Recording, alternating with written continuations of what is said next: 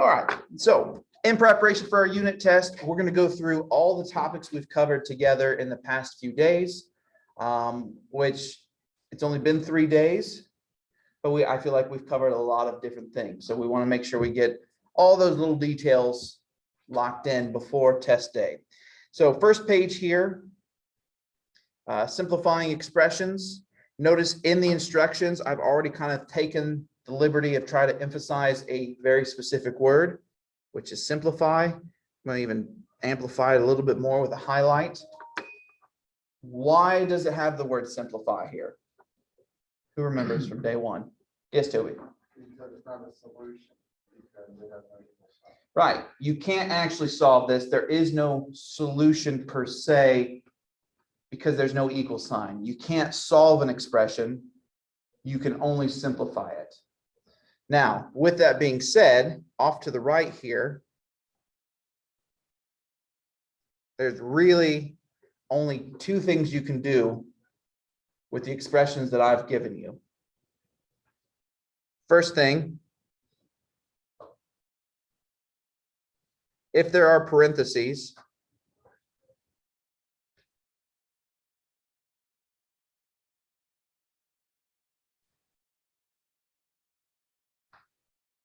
then distribute.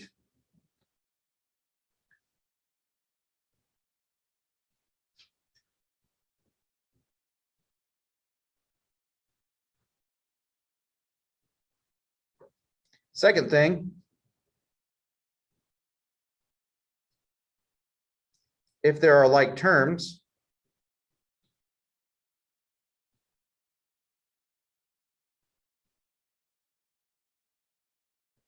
then combine.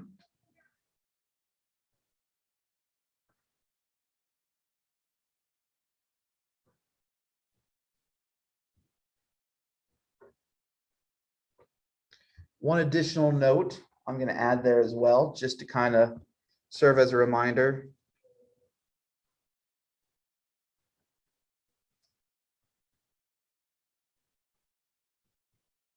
We don't use any opposite operations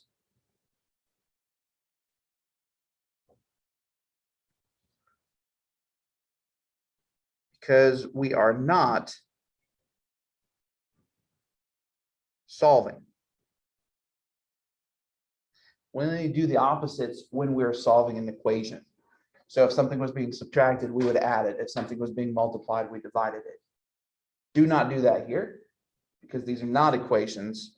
We're only trying to simplify.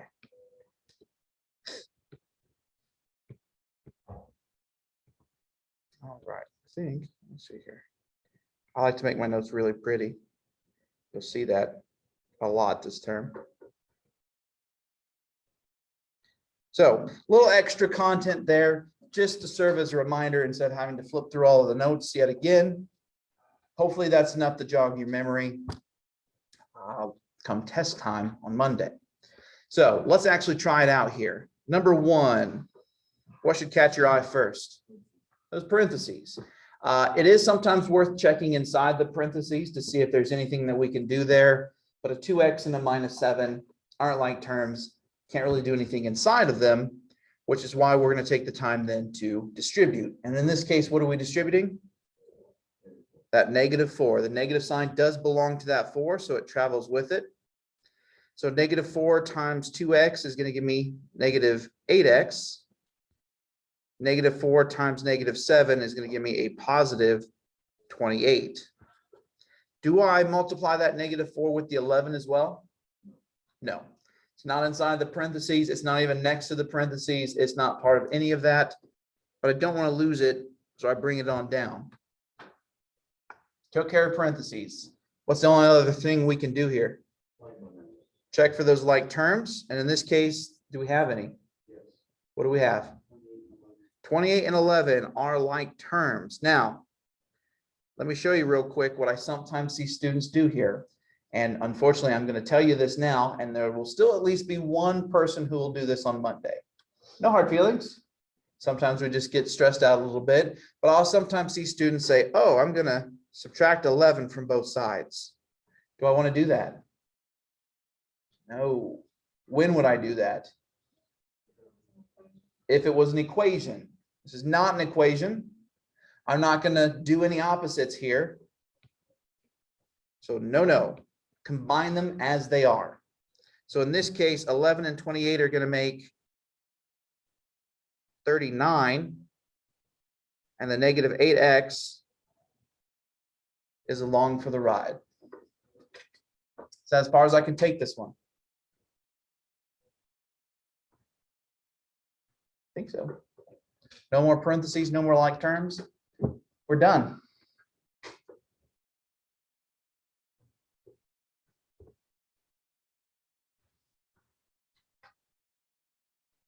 Let's take a look at number 2. A little bit more involved. But again, what should catch your eye first? Parentheses. Always should see parentheses first. Train your brain to see those. This time we do have 2 sets.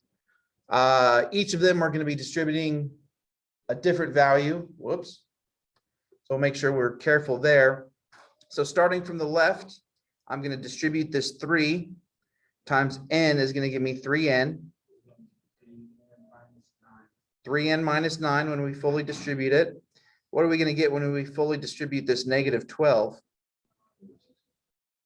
Negative 12n, and I think I heard negative 60 as well. Okay. Parentheses are gone. Now we just got to check for those like terms. Do I have any here? Yeah. What do we got? 3n, and we got to watch those signs though carefully. 3n and the negative 12n are going to make negative 9n. What about the negative 9 and negative 60? It would be negative 69.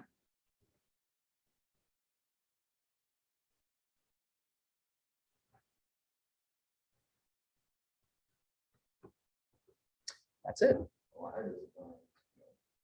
Now, sometimes students will say, well, what if I had those same 2 things, but in a different order? What if I had negative 69 minus 9n? Would that still be okay?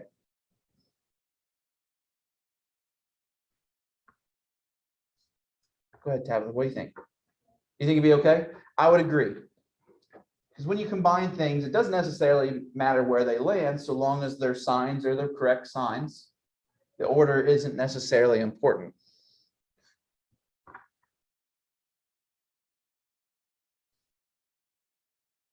Number 3. Again, I'll pick up the pace a little bit here because otherwise we get tired of hearing me say the same things over and over again. Hopefully our eyes catch those parentheses first. 2 sets this time. So we'll go ahead and distribute. First set, distributing a negative 9.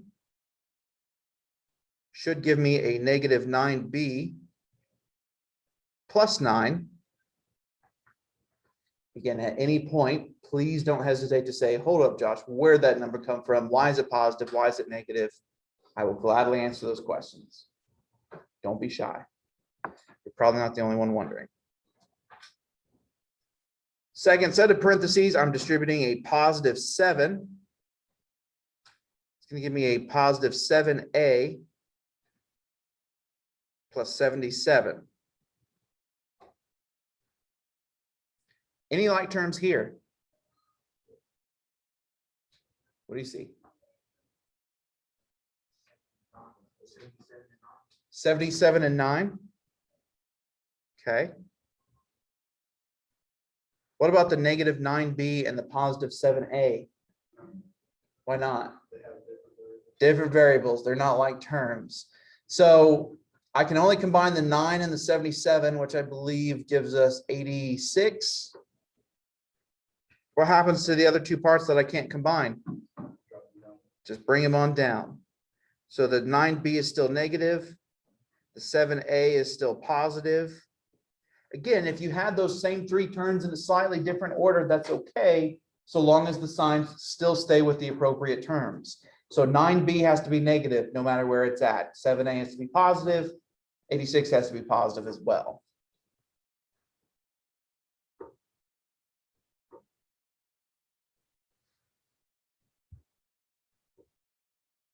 Okay. Next one. Basically asking us to do the same thing. The only difference is it is multiple choice. And a lot of times people get real comfortable with multiple choice because we think, one of those is the answer. Sometimes, however, those answers can be distracting. So yes, multiple choice, meaning at the very least I could guess, but right now I only have 25% odds, and that's not great. So go with your instincts. Do the same thing you did with the past three. Let's just focus on that problem. So parentheses first, distributing a 12 this time. I'm gonna bring this one over here. So 12 times negative 4y should give me a negative 48y. 12 times 2 should give me a positive 24. And do I distribute to the 8y as well? No. Outside the parentheses, it's doing its own thing. So it's still just along for the ride. What's the only thing left that I can do? Combine what pieces? Like terms? 48y and an 8y. A negative 48y and a positive 8y when combined should give me a negative 40y, and the 24 holds on, which in this case gives me answer C. I will say, just kind of a peek behind the scenes, multiple choice questions are typically designed to have obviously one correct answer, one answer that is very close to being correct, but typically goes along the path of one of the most common mistakes, and then one that's kind of close, and then one that's completely off. And the one that's the closest here, that's designed to really throw you off, was B. Because I will tell you the most common mistake that I see with distribution is students always remember to multiply the first one, but forget that that number also has to go through all the way through the parentheses. So be careful on multiple choice. Last one here, simply defining the following terms. We've kind of already been dancing around it a lot here when we were talking about what we can do with an expression versus what else we do in other situations. How would you describe an expression for me?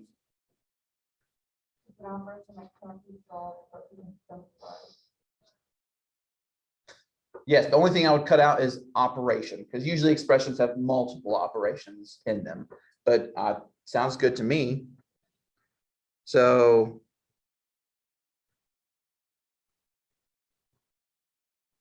something that can only be simplified, not solved.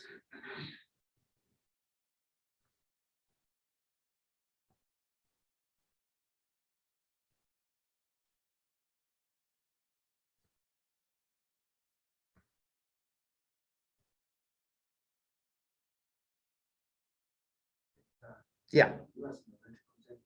Electrical tape? I don't think so. I can check later for you, but I don't know that I do.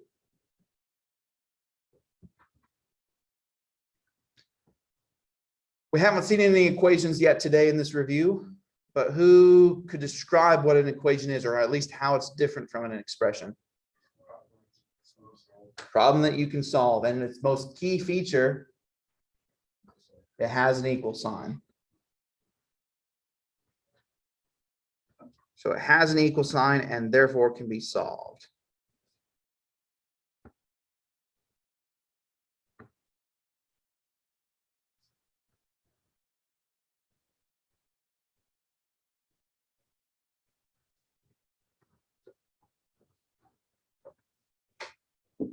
And again, knowing the difference between an expression versus an equation is significantly important, because we will, throughout this entire course, have some days where we're looking at expressions, meaning we're just manipulating how they look.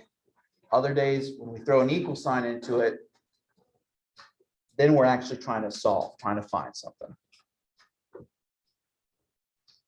All right. Next one here. I meant to switch these pages around. I wish this was the third page, but I always forget. Algebraic proportions. So notice the key word here that's being underlined, and I'm going to highlight it as well. Solve the algebraic proportions. I know I can solve because right away I see an equal sign. One thing I'm also going to point out though real quick that it does say round answers to the nearest tenth. Whoops. As needed. I mentioned this a couple of days ago when I said that typically proportions usually end up as fractions or decimals. Sometimes they're clean numbers, sometimes they are not. Now, who remembers the neat little trick we use at the very, very beginning of solving a proportion? Crisscross is one way to describe it. You remember the technical term? Cross multiply. So if you want to think of it as crisscross, that's fine. But I'm going to put a little comment here that we use cross multiplication or cross multiply.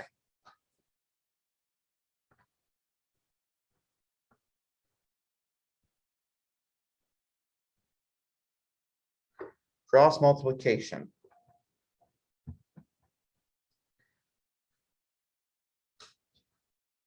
So what I like to still do is I still like to keep that equal sign kind of in the same spot. And if you recall, anytime that there was a numerator or denominator that had multiple pieces, I really want those to move together as one. So I use our go-to grouping symbols, which are parentheses. So that first denominator there, that x minus 3, when I do this cross multiplication, I want them to move together as one individual unit. But then we just go for it. We take one numerator and multiply it with the opposite denominator. So x times 9. And set that equal to whatever we get from multiplying the opposite direction. In this case, 5 times x minus 3.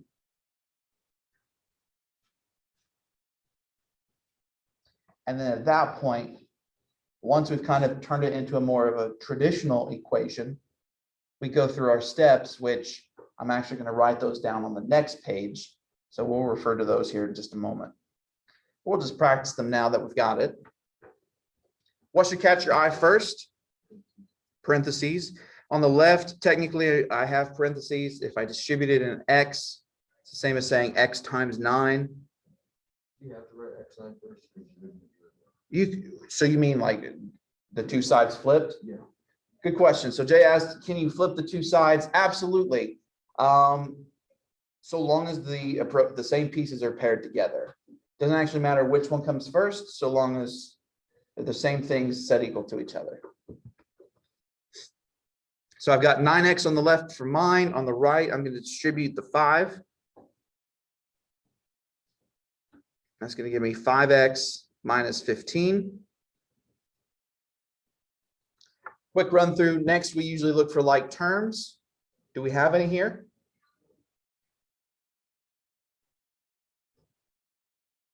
No, why not? Some people might be saying, what about the 9x and the 5x? They on opposite sides. They're on opposite sides. So by definition, they are not like terms. So we move on to the third case, which is, do you have the variable on both sides? In this case, we do. You can technically move either. I personally suggest moving the smaller of the two, in this case, the 5x. How would you make that 5x disappear? Subtract it. Common mistake there. Sometimes we see the operation, right in front of our face, that subtraction sign, and we think that's our operation we need to be the opposite of. But what does that subtraction sign belong to? The 15. Are we moving the 15 yet? No, we're not touching it. So I look at the sign of the 5x, which is positive. We use the opposite, which is a negative 5x. Now remember, the thing about equations is whatever you change on one side, you have to make the same change to the other. So on the left here, we have 9x take away 5x, which gives me 4x. On the right, 5x take away 5x is negative 15. Excuse me, is 0, leaving the negative 15. And then last but not least, because our end goal is to ultimately do what? get that variable by itself. So I'm going to divide both sides by 4. Now, those of you who have a calculator handy, you're going to say, well, wait a second, 15 doesn't divide nicely by 4. And I would say, you're right, which is why you actually technically have 3 options here. It does say round to the nearest 10th.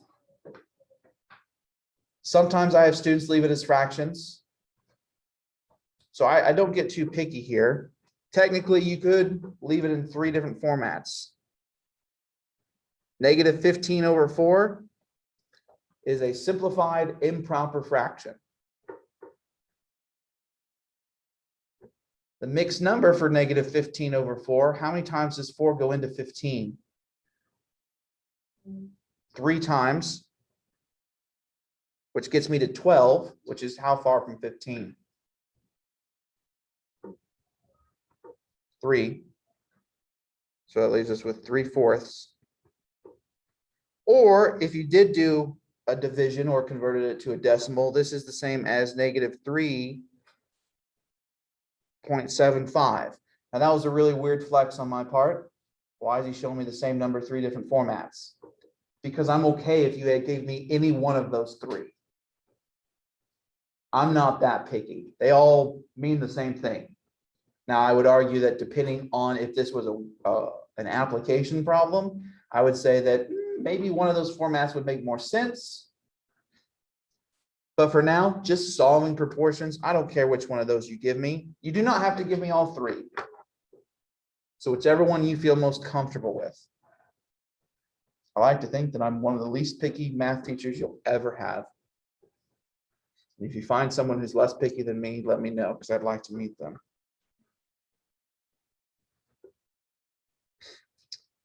All right, so from here, we're just going to solve several proportions. The process is going to feel very similar. The only thing that's going to change is kind of some of the steps, how they look as we go through it.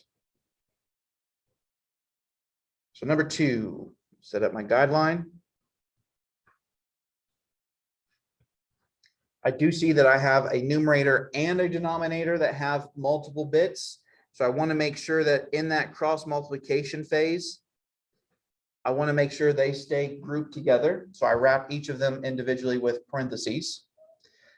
And then I just go for it. I do the cross multiplication. I'll take one of the numerators times the opposite denominator. So in my case, I'm going to use the a plus 1 and the 3. Multiply them together. And that's going to be set equal to whatever we get going the opposite direction. So the 2 times the a minus 1. Whoops. Oh, there we go. At that point, then it just becomes another multi-step equation. What should hopefully catch our eyes first? Parentheses. This time we have 2 sets. So on the left, I'm going to distribute my 3 first. 3 times a gives me 3a. 3 times 1 gives me 3. On the right, I'm going to distribute a 2. 2 times a gives me 2a. 2 times a negative 1 gives me a negative 2. After parentheses, what do we check for next? Like terms? Do I have any? No, they're not on the, what would appear to be like terms are not on the same side of the equation. So no like terms here. Next up is the variable on both sides. Yes, so we have a 3a on the left, a 2a on the right. Really going to be hard to get them by themselves if they're scattered like that. So I'm going to move one of them. Usually I recommend the smaller of the 2. In this case, I'm going to subtract the 2a from both sides. On the left, 3a, take away 2a. Here's where we need to make a choice, a personal choice. I can either write 1a, or I can just write a. You want to do 1a? Okay. Plus 3 comes down. 2a minus 2a is gone. Negative 2 drops on down as well. Now all that's left is to get that variable by itself. What would you move next? The 3. So I'll subtract the 3 from both sides.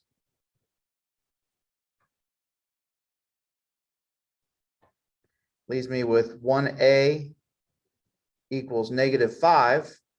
And here is where my choice to leave the 1 versus hide the 1 affects what we do next. Technically, to move the 1, what would you do with it?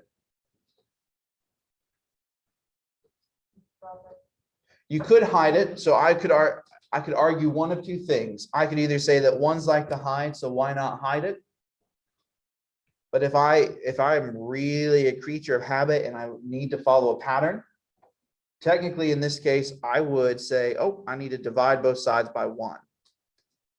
Now that doesn't seem terribly exciting because when you divide anything by 1, what actually happens? It's just going to be the same. So in this case, we still end up with the same result, whether you hide the 1 or divide by the 1, we should get that a equals -5. No rounding necessary here. So again, I'm not going to tell you whether you should show the 1 or hide the 1 or when you should do that. That really does just become a personal preference, what you feel most comfortable with. There will be some scenarios where I'll say, it might make more sense to show the 1 here. And in those situations, I will tell you. But otherwise, it really is a personal choice.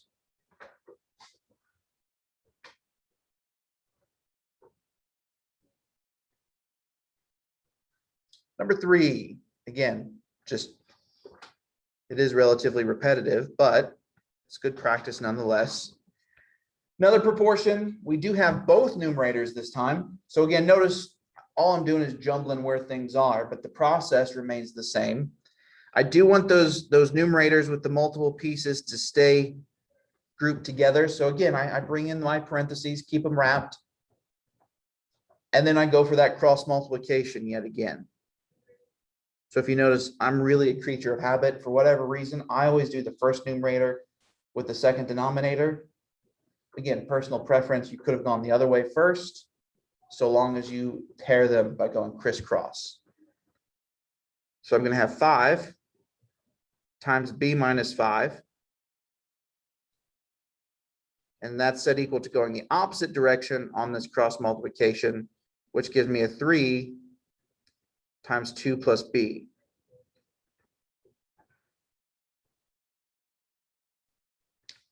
Now it's a more traditional multi-step equation. What are we going to address next? In other words, what draws our eyes? Parentheses. Yet again, I told you you're going to get tired of me asking that, but it's going to get to a point to where you're just doing it in your head anyways.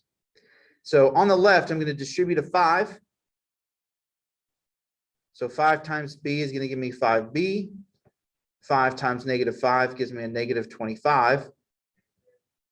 It's going to equal 3 being distributed here on the right. I'm going to get 3 times 2, which is 6. 3 times b, which is a 3b. Any like terms?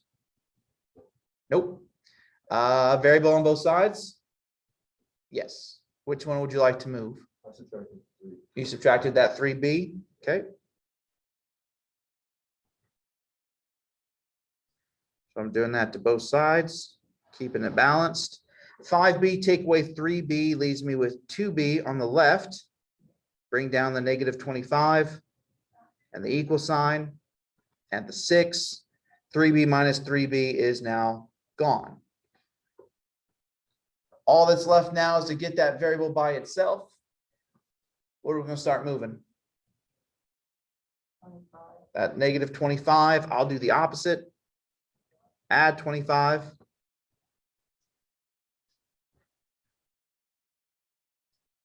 So it's gone from the left-hand side, leave me with just the 2b.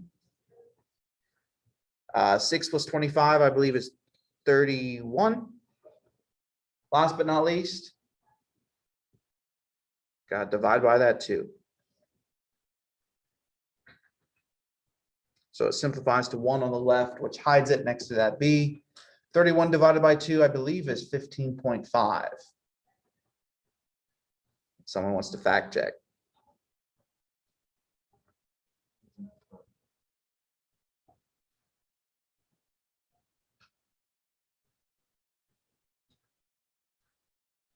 That's it.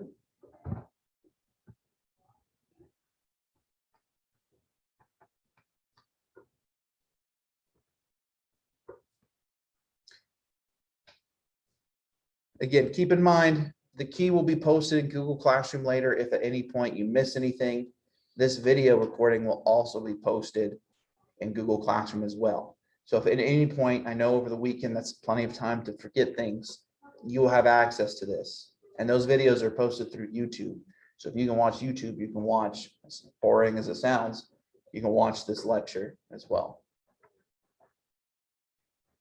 Number 4.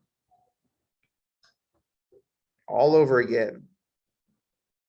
We have just one denominator that has multiple pieces, so I'll wrap it in parentheses and go straight into that cross multiplication. Yet again, I'm going to take the 7 times the y.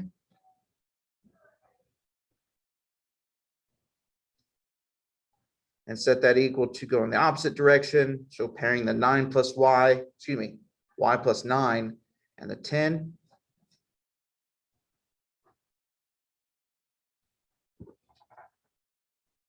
Parentheses should catch our eye next. So we'll do our distributions on the left. It's just going to give me a 7y. On the right, we should get 10y plus 90.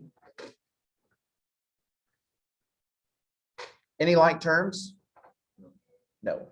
Variable on both sides? Yes. Now I threw this one in here because if you follow my suggestion of moving the smaller one, something slightly strange does occur, but we can still follow the steps as usual. If you were moving the smaller one here, which one would you move? The 7y. And this is what happens that throws people off just a little bit.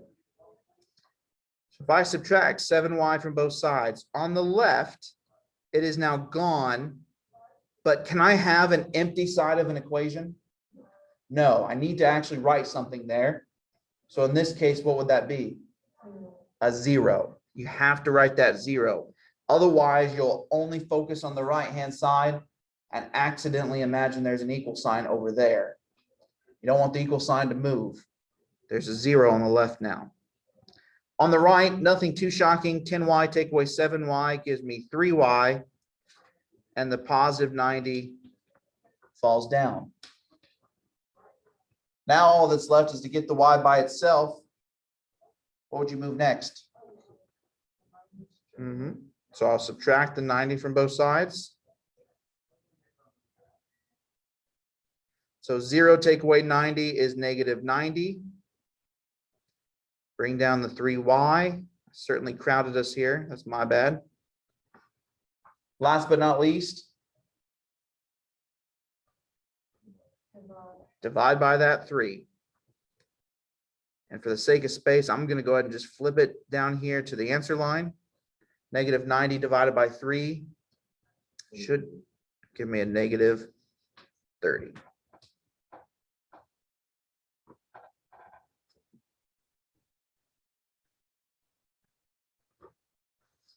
All right, one more here. And you'll notice that it is structured a little bit differently. It's not necessarily asking me to just outright solve it. In fact, it's already been solved, but it's been solved incorrectly. Someone else has gone through and made a mistake somewhere. Our task is to see it through and see if we can find where they went wrong. Now, a couple things, because this is the first time I've done something like this with you guys. We want to find the first mistake. And the reason why I emphasize the first mistake is because if they made a mistake early on, that mistake just continues to grow the further through they continue. So that means that as soon as you find the first mistake, we don't care about the mistakes that follow. So we want to make sure we're very systematic in that. So we're going to use complete sentences once we find that mistake. But my recommendation on these types of problems, instead of just looking at their work and try to imagine it happening in your head, do your own work. And then check to see if you guys are on the same track with this person as we go through it. So I'm going to go ahead and just focus here on this problem and say, if I was solving this, I would first notice that the two numerators have multiple pieces, so I want them to be grouped together. I would then do a cross multiplication. So I would multiply the 4 plus n with the 2.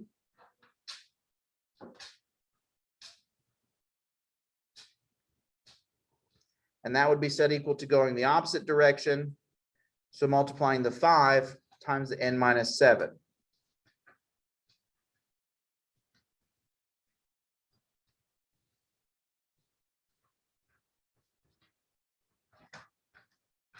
So my first step technically looks a little bit different than theirs, but let's see what would happen next if I kept following my own work. So what should catch our eyes next in our process? Parentheses. Yep, those parentheses. So on the left, I'm going to distribute a 2. 2 times 4 gives me 8. 2 times n gives me 2n. On the right, distributing a 5, I'm going to get 5 times n, which is 5n, and 5 times -7, which is a -35. And I'll tell you what, their first step looks good. Same as ours. What would you guys do next? Are there any like terms? No. No. Is the variable on both sides? Yes. Which one would you move? Subtract that 2n.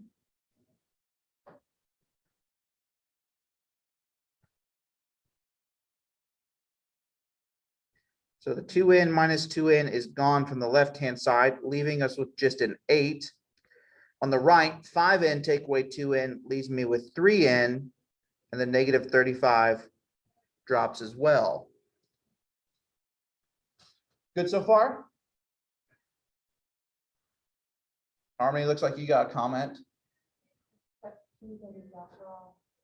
Their step 2 doesn't match ours. Added what? Perfect. You just described it in great detail. So while I have it, I'm going to say in step 2,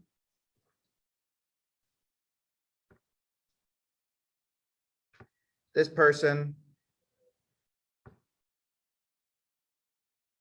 added the 2n and 5n. I mean, we could make an assumption here, maybe that's safe, kind of like they thought they were like terms, right? Because that'd be the only reason we'd add them without changing the sign.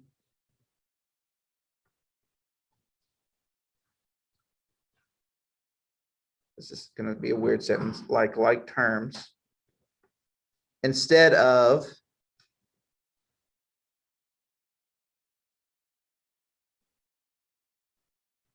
subtracting the 2n from both sides.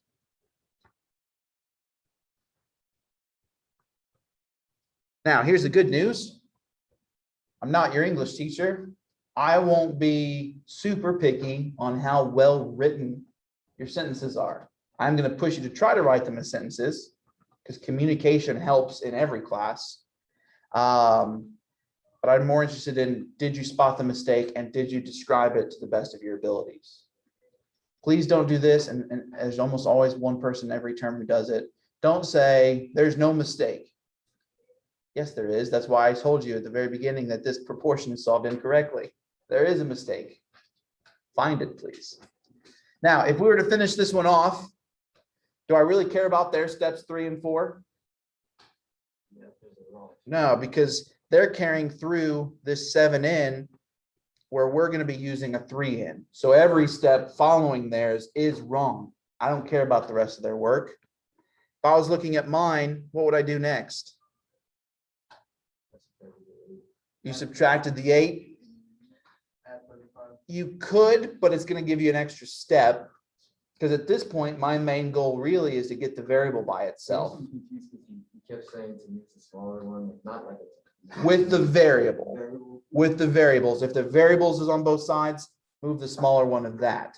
When it comes to moving everything else, it just I got depends. a repeating answer, that's all. Well, we're gonna get probably a weird fraction here, I think. So, Toby, did you say add the 35 instead? That's what I personally would do here.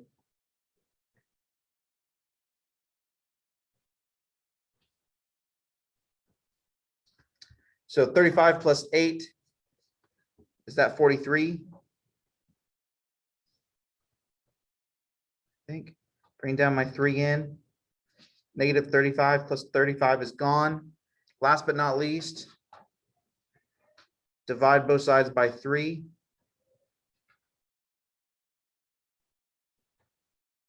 I get 43 over 3 equals n, which if you divided that, what did you get, Jay? I got 14.33, 14.3 repeating? but that's because I had the 8. Should be the same, because you, at some point, did you take 43 divided by 3? Yeah. Yeah, so we still reach the same conclusion. What you did wasn't wrong. It probably just added an extra step.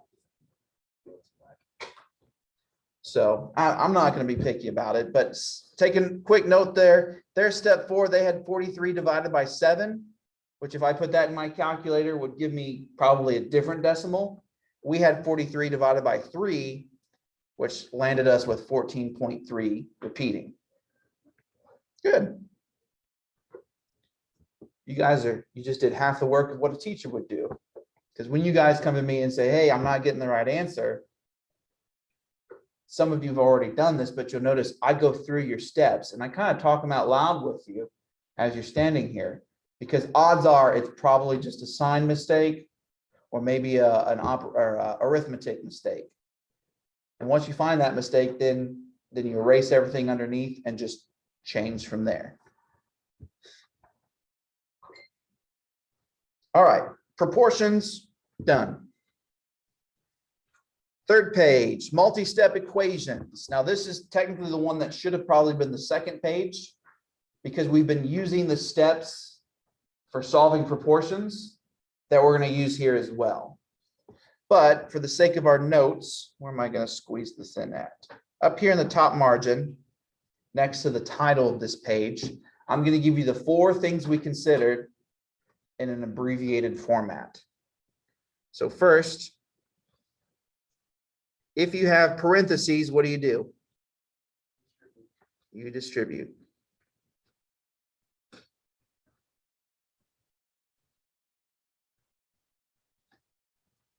What do we check for second? Like terms. If you have like terms, what do you do with them? You combine them.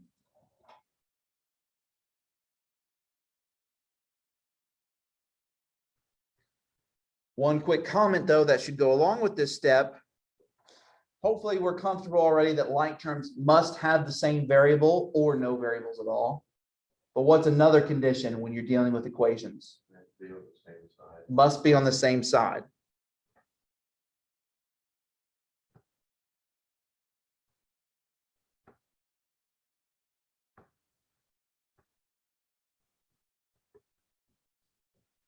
So after the parentheses and the like terms, what's the third thing we consider?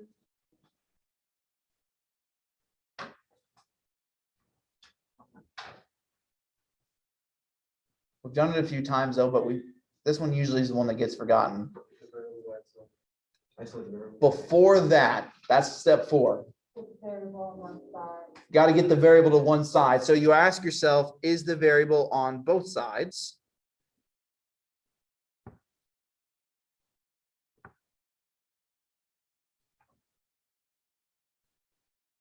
And you can technically move either, but which one do I recommend? This is where I would recommend move the smallest.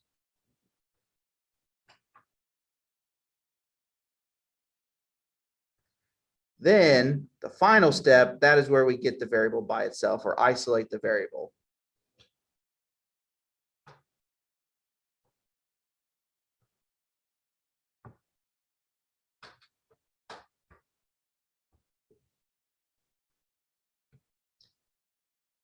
Excuse me while I'm bougie for a moment.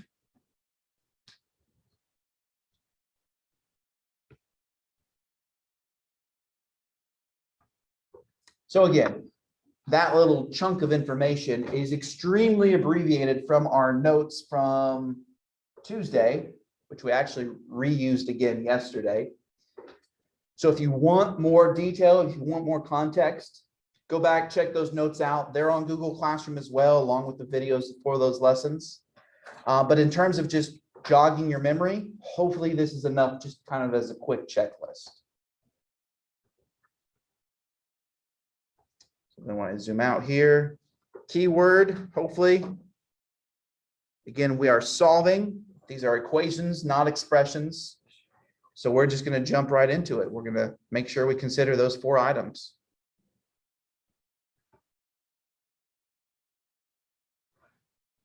So set up my little guideline here. Any parentheses? No. Like terms? No. Variable on both sides? Yes. Which one would you like to move? Variable. Focus on the variables.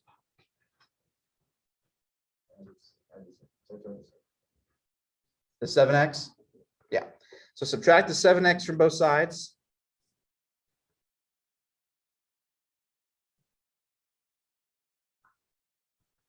So 7x, take away 7x is gone on the left-hand side. Leave me with a 6 equals 1. 8x, take away 7x. I'm going to go a slightly different route here. I'm actually going to hide that one this time. So it's going to save me a step here in just a moment. So no parentheses, no like terms. The variable was on both sides, but we adjusted that. Last step really is to get the variable by itself. It is on the right-hand side, so that's where I'm really focused. What are we going to move off of the right-hand side? Subtract the 1. So 6 take away 1 gives me 5. 1 minus 1 is gone. Leaves the x by itself. So when I go to flip that around, that means x equals 5.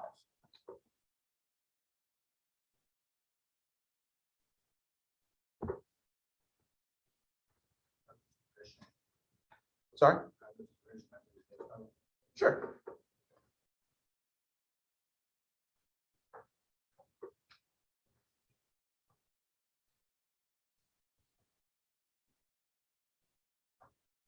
Number 2. Set up my guideline. First thing we check for, parentheses. We have a set here. What are we distributing? The 2. So the 86 is just along for the ride for right now. On the right, distributing this 2 all throughout the parentheses, we should get 2 minus 14m. Any like terms? No. Variable on both sides? No. What's left to do then? Get the variable by itself, and then I heard add the 2. Careful, what's the sign on that 2? It is positive, so I want to subtract it.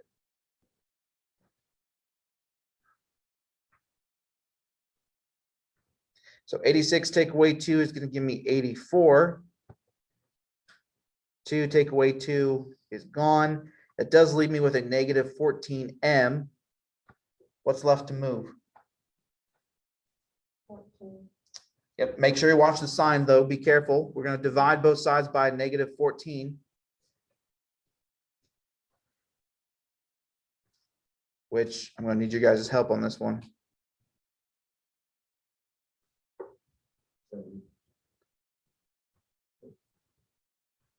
Not subtracting, dividing. So there is a little fraction bar in there.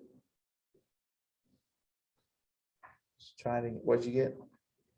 70? I think I put the wrong. I think you subtracted. I think you did 84 minus 14. You want 84 divided by negative 14. Oh, no, I did. Negative 6. I put in negative 14 first. Gotcha. So we should get a negative 6 equals m, which means m equals negative 6. So there's two multi-step equations already done. 72. I'm still getting 76. Let me check the calculator here. 84 divided by negative 14. Yes. I just got 70.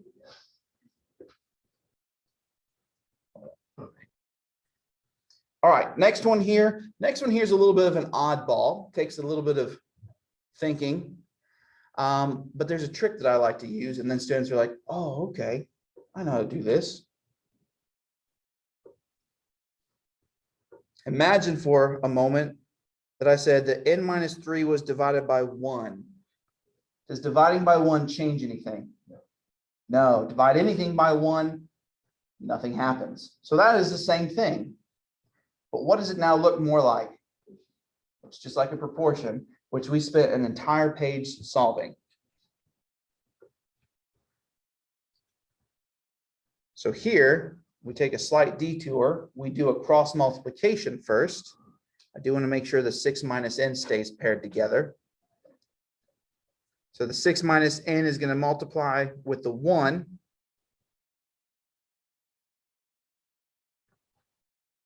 And that's going to equal the cross multiplication the opposite way, which is the 2 times n minus 3. And then we just run through our 4 steps yet again. Parentheses should catch our eyes next. On the left, we are distributing a 1, but that's kind of boring because it does absolutely nothing. So we still have 6 minus 1n. On the right, something actually happens here. Distributing a 2, we get 2n minus 6. So we took care of the parentheses. Do we have any like terms? Nope. Do we have a variable on both sides? Yes. Which one would you like to move? The negative 1n? What would you do to move it? Add it to both sides. So do we always start with the variable? So it's a trick question. You don't have to. You could solve this equation a handful of different ways.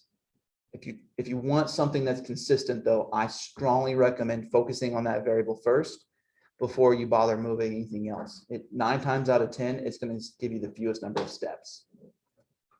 So no, you don't always have to, but if you want to be as efficient as possible, this usually helps.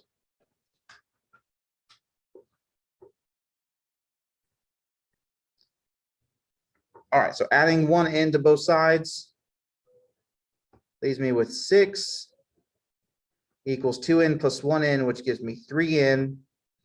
And the minus 6 drops down as well. I got a little crowded on this one. This is my bad. Do a little maneuver here. Don't mind me.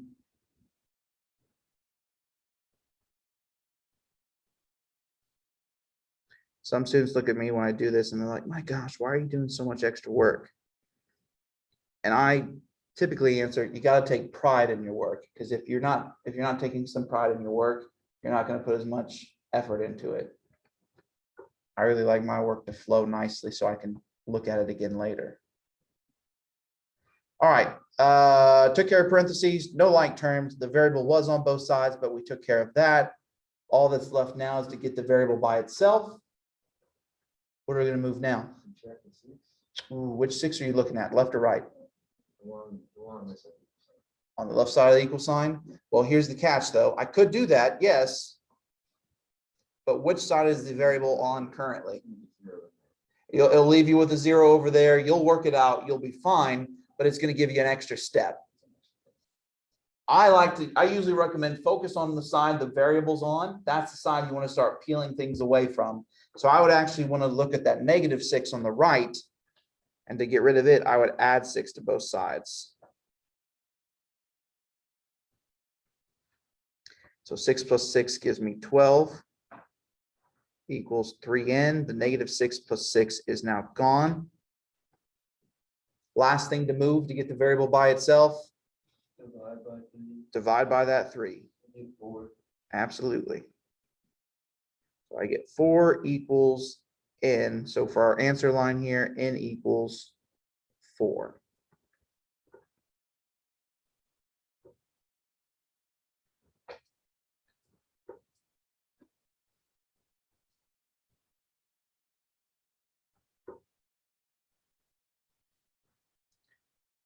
Number 4, knock this one out and then we'll take a short break.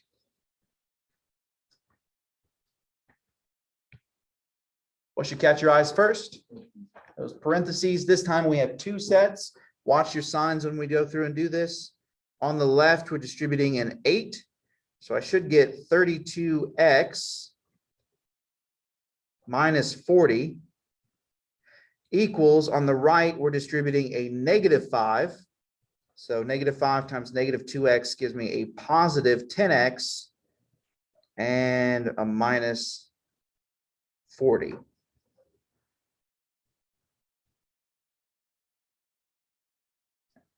Parentheses are done. Any like terms? No. Variable on both sides? Yes. Which one do you want to move? And The 10x? How would you make that disappear? add it Ooh, careful. Check the sign on that 10. into the bottom. Subtract.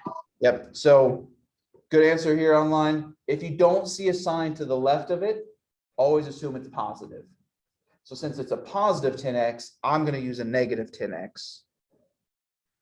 And the reason why I don't look at that subtraction sign is because it belongs to the 40. And I'm not messing with the 40. Not yet anyways. So subtract 10x from both sides. 32x, take away 10x, leaves me with 22x. Bring down the minus 40 and the equal sign.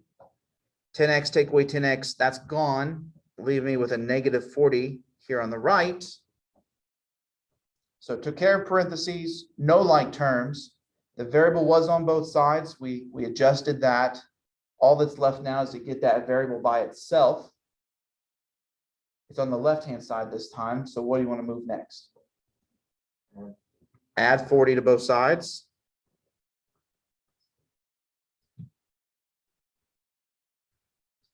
So on the left, negative 40 plus 40 is gone. Leave me with 22x. On the right, something slightly unusual happens. Negative 40 plus 40 is 0. But zeros are numbers too. What's left to move? So we'll divide that 22 from both sides. And 0 divided by anything is always 0.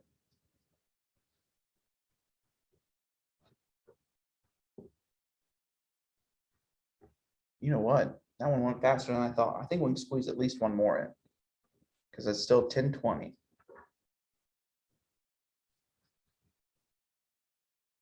I want to try to get as close to 10:30 as possible. Do you know if I have your class at school?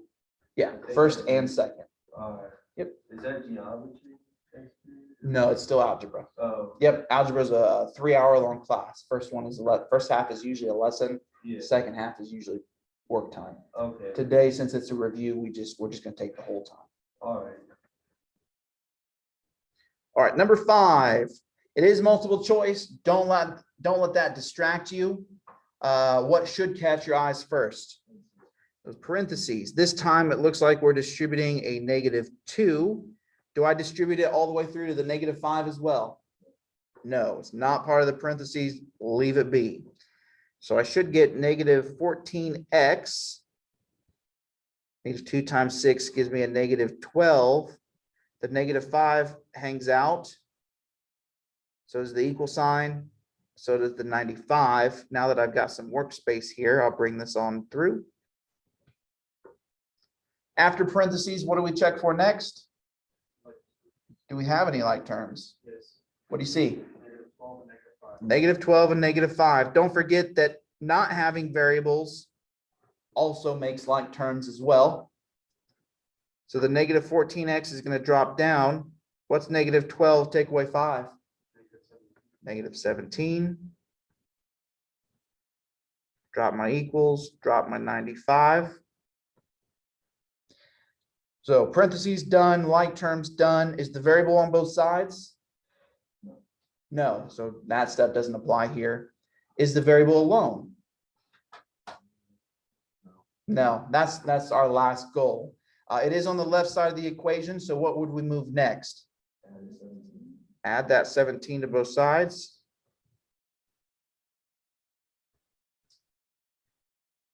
So that removes it from the left, leaving us with just a negative 14x. On the right, 95 plus 17 is, I think, 112.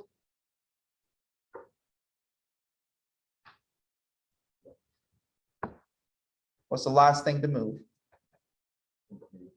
Divide by that negative 14.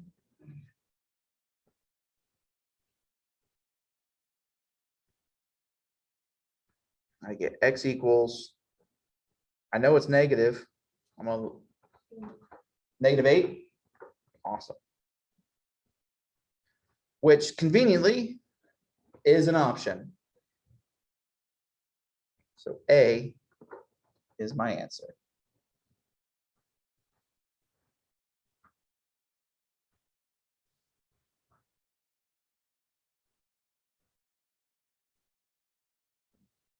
We got 7 minutes. I think we can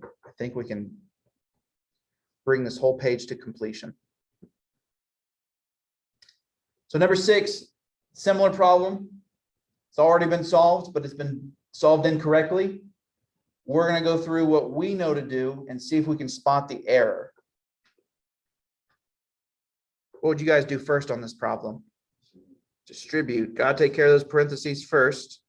So distributing a negative 6, I should get negative 30x.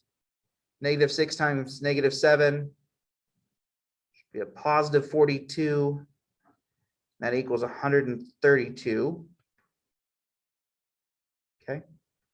Good so far? It looks, their 42 is negative. You're right. And although it seems like a minor mistake, it is still a mistake, and it is one that would significantly impact the following steps. So their step happened right at the beginning. When they distributed, they forgot that a negative times a negative should be positive. So in step 1, when distributing,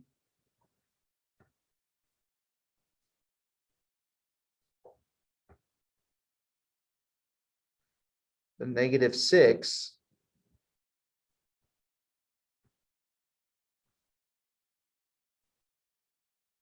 times negative 7 should be positive 42.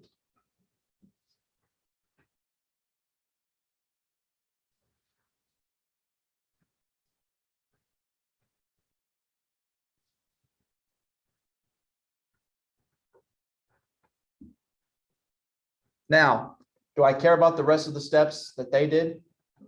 No, because they went through it treating that 42 as negative, so they would have used it differently. What would we do next? No parentheses. We took care of the parentheses, no like terms, variables not on both sides. We would subtract 42. Guess what they would have done by mistake? They would have added 42. So that would have been no good. So I don't care about the rest of their work. We're subtracting 42 from both sides. That leaves me with negative 30x equals 90. Last but not least, I'm going to divide both sides by that negative 30.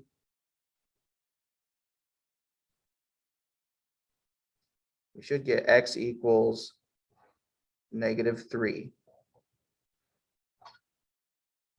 Which is a significantly nicer answer than negative 29/5.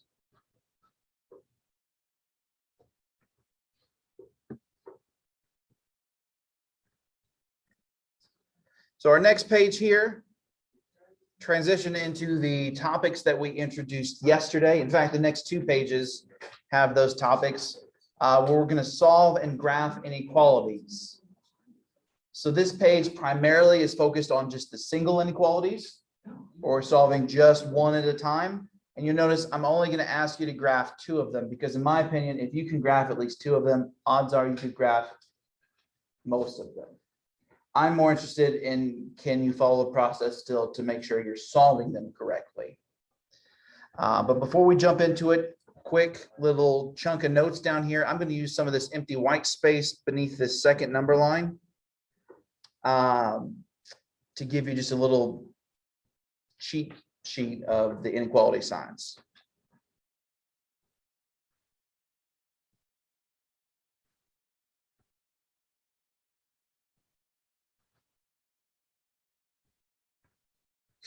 So there are 4 and only 4, and they sometimes get mixed up with one another. But the first one I'm going to write is greater than, which looks like this. And on a number line, 2 things. You'll use an open circle and you'll shade to the right. Kind of its counterpart there, similar in most ways, is greater than or equal to, which looks like a greater than symbol over half of an equal sign. And all that changes for you is instead of an open circle above your answer, it'll be closed, which means you're including it, and then you shade everything to the right.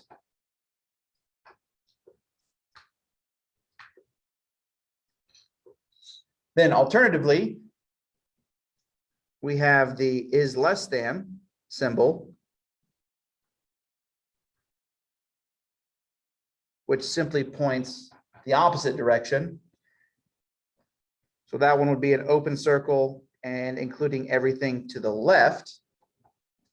And then finally, we have the is less than or equal to,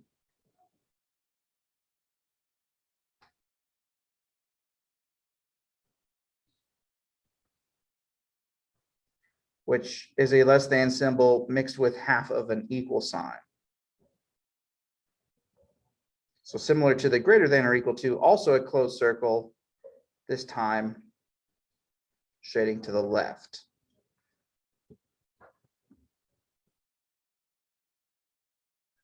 So I know I'm not asking you to graph too many of these, but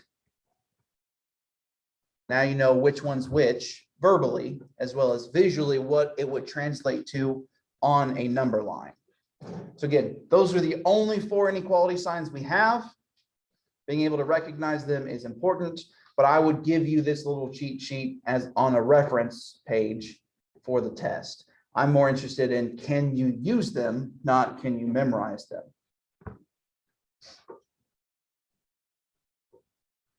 Okay. So the great thing about inequalities is very similar to equations. We can solve them using the same steps we did for multi-step equations. So the parentheses, the like terms, the variable on both sides, then getting the variable by itself. But there is a catch, and it'll happen on the second one. We'll make a note once we get there, that something unique happens when dealing with inequalities. But for now, let's just jump into this one. Set up my little guideline. Any parentheses? No. No. Any like terms? No. Nope. Variable on both sides? No. So all that's really left to do is to get the variable by itself. What would you suggest we move first? The 2 in the fraction x over 2. The 2 from the fraction? Yes. Ooh, too close. Got to start further away. So I would subtract just that regular 2 first from both sides. That way we can get that ugly looking fraction thing at least by itself so we can address it next. So we'll still have x divided by 2 is less than or equal to 1 minus 2, which is a -1.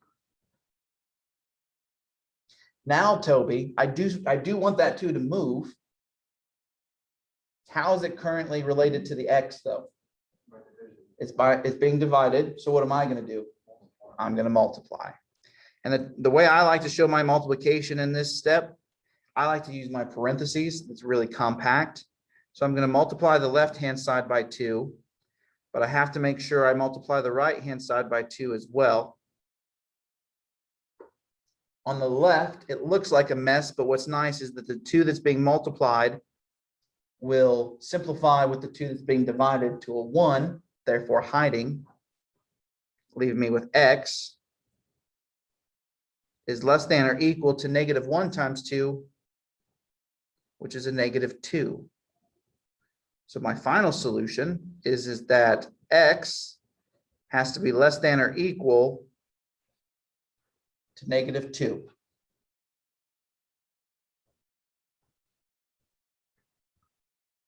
What would that look like on the number line? Closed circle Where? on -2. Closed circle at -2. And which direction am I going from there? To the left. So anything to the left of -2 would be considered a solution, including the -2 because of the equal to part.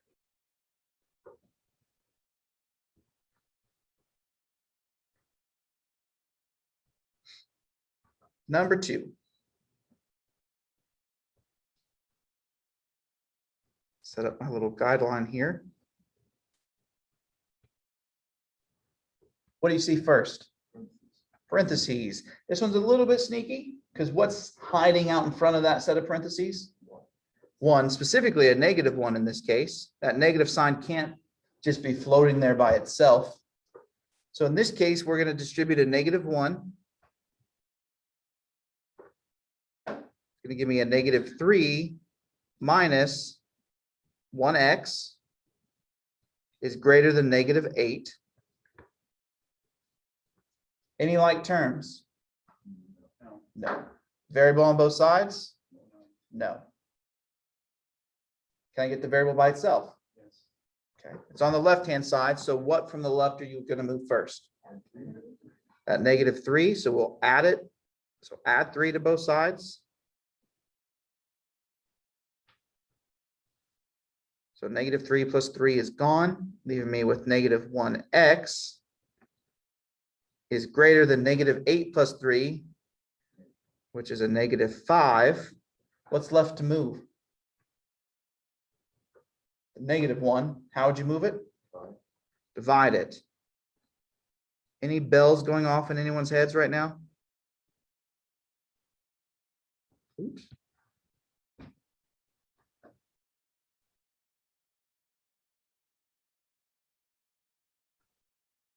Nope. So is x greater than 5? Nope. It's less than 5. Do you remember why?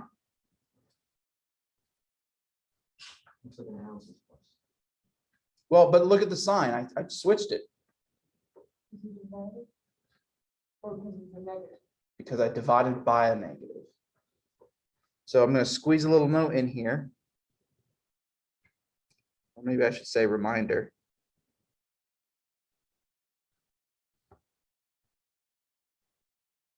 Multiplying or dividing both sides of an inequality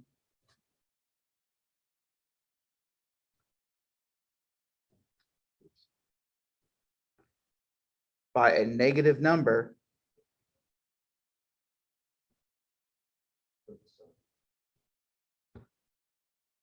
flips the inequality sign.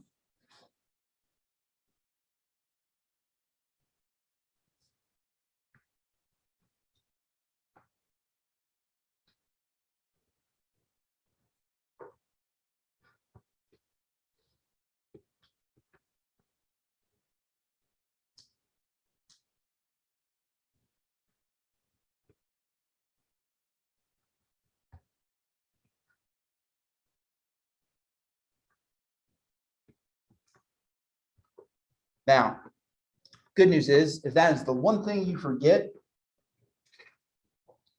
you're going to accidentally shade the wrong way and technically have all the wrong answers on that particular problem, because you'll be including all the answers that are technically on the wrong side. But if that's the only thing you forget, I'm only going to take 1 point off. I'm not going to count the entire thing wrong. You'll definitely earn partial credit here, because this is something that is sneaky and it doesn't happen all the time. But when it does, when you multiply or divide both sides by a negative number, you need to try to remember to flip that sign. So greater than symbols will become less than symbols, less become greater, and so on. Now for this one, we've got that x has to be less than 5.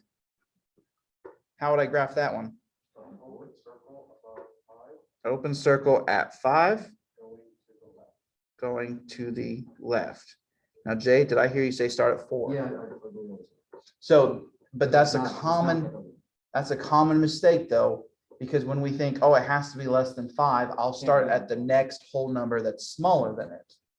Well, then you leave out all the numbers between 4 and 5, 4.1, 4.2, and so on. So that's what the open circle allows us to do. It allows us to go all the way up to 5, but not actually include it.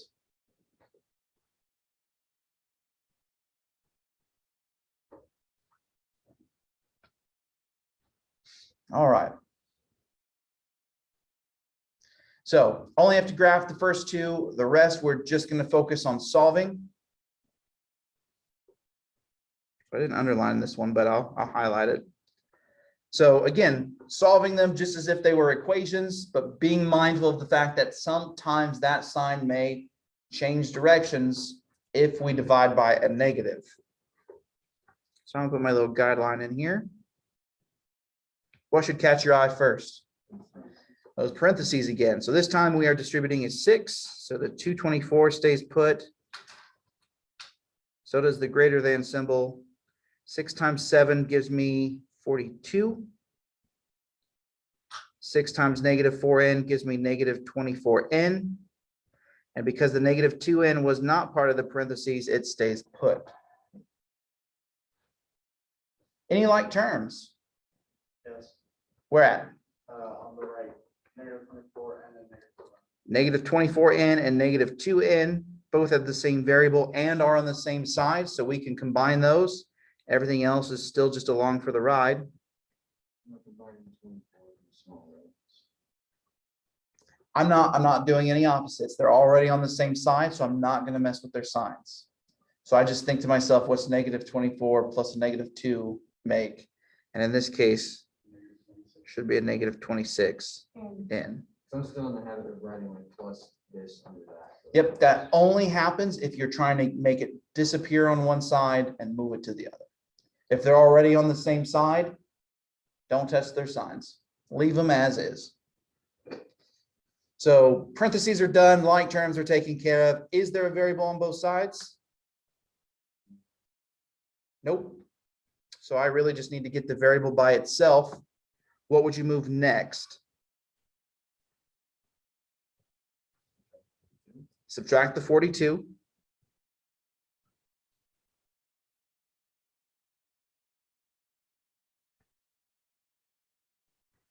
I believe that's going to give me 182. Hopefully someone's checking me.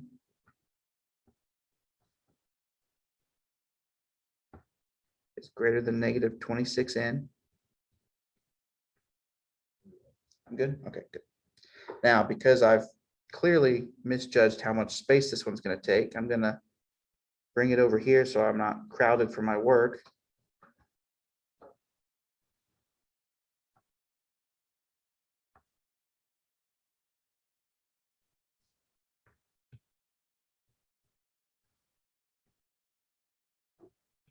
What's left to move? -26, How are you going to move it? divided. Divide both sides by negative 26. Now, I seem to recall there's something special about that.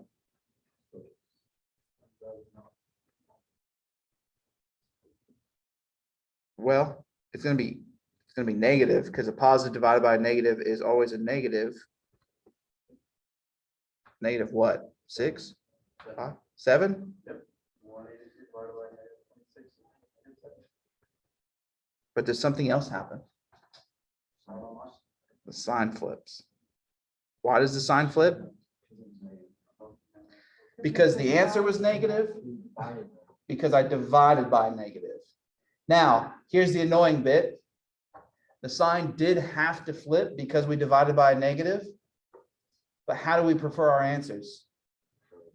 With the variable first. So ironically, the sign is going to flip again because I'm changing the sides.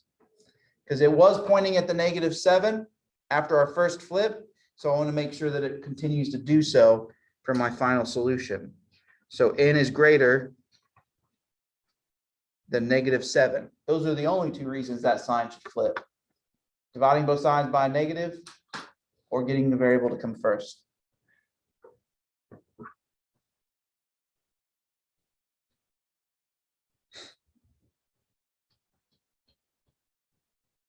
Number 4.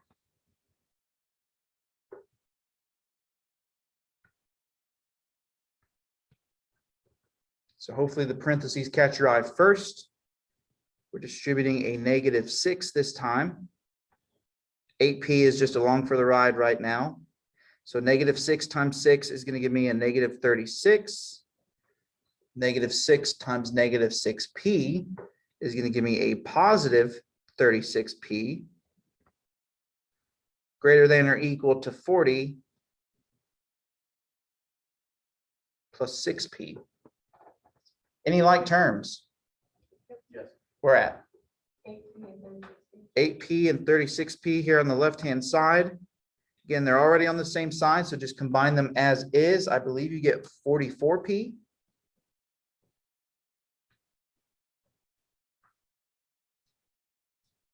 So I guess like one of the things that always confusing about that is you're saying combined with like terms, so are we always gonna add them?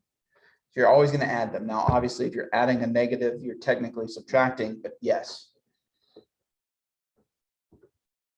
So parentheses are done, like terms are done. Is the variable on both sides? Yes. Okay, which one would you like to move then? 6. The 6p? Are you subtracting it? Yes. Okay. So subtracting 6p from both sides. So I get -36 plus 44p minus 6p is at 38p. Greater than or equal to 40 because the 6p minus 6p is now gone. And again, in true Josh fashion, didn't plan ahead for the space.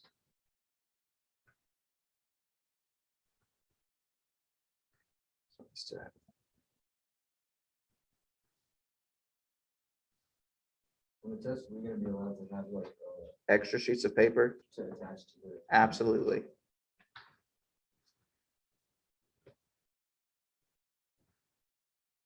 Yep. In fact, use as much extra sheets of paper as you need to show as much work as you need. I will look through all of those. Just make sure you attach it to the test on Monday.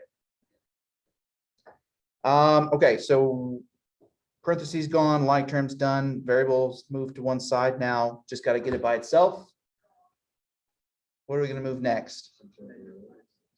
The negative 36. How are you moving it? We're going to add it to 40.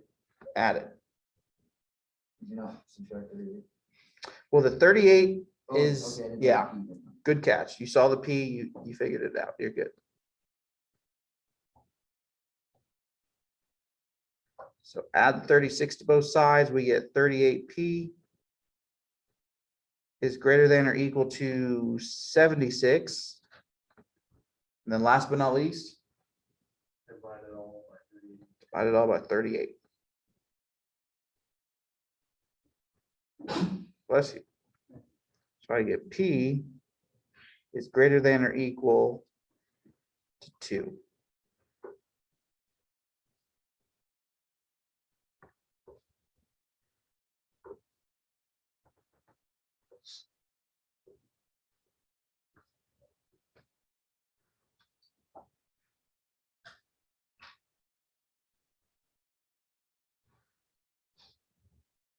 Last one here. Again, I apologize. It does get a little bit repetitive Because if you really think about it, you're just doing the same steps over and over and over again. But I have to at least give you enough variety that you're prepared for anything unusual to happen. What should catch your eye first? Parentheses, 2 sets this time. Watch those signs as we distribute. -5 times x gives me -5x. -5 times 1 gives me -5. Less than, distributing the 3, I should get a -3x plus 15. Any like terms? No. Variable on both sides? Yes. Which one would you like to move? -5. Okay, how would you? Because it's technically less. So it is still technically less, so you were right. Your instincts didn't lead you astray. How'd you move that -5x? Just add it to -3x. Okay, I don't think that is better. That's, close that.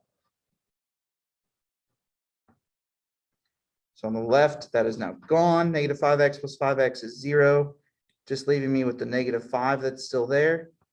Less than -3x plus 5x, which is 2x plus 15. Now I just got to get that variable by itself. It's on the right-hand side, so that's where I'm focused. Move the, subtract the 15. Subtract the, did you say subtract the 15? Yes, Okay, I completely forgot. so -5 take away 15 is going to give me a -20 is less than 2x. And I know it's not a huge step, but I don't want to take shortcuts, or at least not unnecessary shortcuts.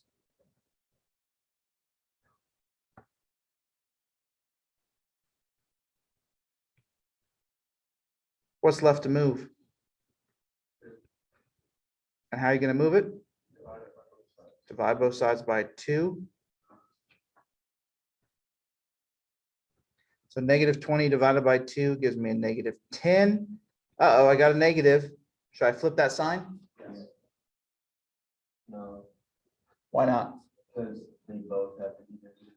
So they don't, Remember your No, line with because it. it flips the I think you're looking at the right piece, but it's not what you started with or what you got. It's actually what you divided by. So if the 2 is positive, then Yep, so since we divided by a +2, we're still good. Except for the fact that I do want the variable to come in front. So I'll rewrite it as x is greater than -10. so we did it with the just not the one. Right, not for the reason of dividing it by a negative. We flipped it because we wanted the variable to come first. Only 2 reasons though, that should ever happen. We're making great progress. 2 pages left.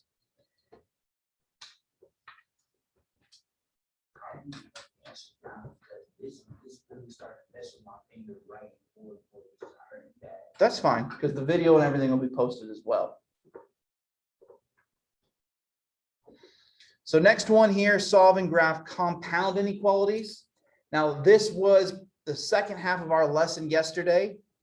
And what makes them compound is that there are 2 per problem. So it does double the work, and it does give us kind of a unique looking graph when we're done. But a couple reminders that I'll give you here is that there were 2 types. There were and inequalities, in which case we wanted to make sure both parts were satisfied. And then there were or inequalities, in which case one or the other, it didn't really matter so long as we considered both. Now, very generically, and inequalities, hopefully we notice a pattern. Usually it was a connection of 2 points. It was a shaded region between 2 values, whereas the or inequality was usually going away from each other. Come on now. So basically the opposite of an and inequality. But again, they won't look exactly like that. Sometimes they'll both be open circles, both closed circles, combination of both. It just depends.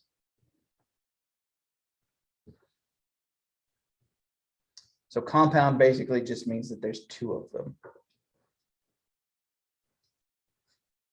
So let's have a look. First one very clearly is an and inequality because, well, the word and. So what we're going to do is we're going to solve each of these independently and then consider the two answers when we reach the end.